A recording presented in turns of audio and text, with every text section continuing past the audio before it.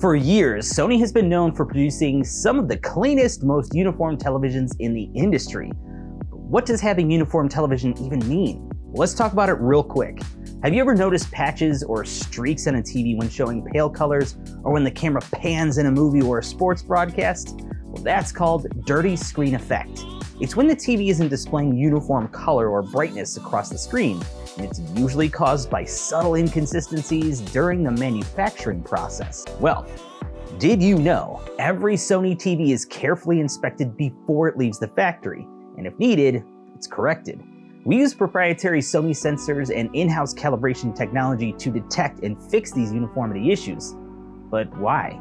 Well, we believe that like a great painting, great picture quality starts with a clean canvas. Without it, the colors of our images won't be as correct, and any calibrations after that just won't work as well.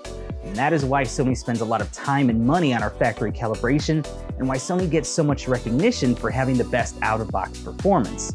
And if you are looking to have your TV professionally calibrated in your home, our factory process provides a really strong foundation for an even more accurate picture. And for you, that means with the Sony TV, you will have great picture quality from day one and less worry about whether what you're seeing is what it should be.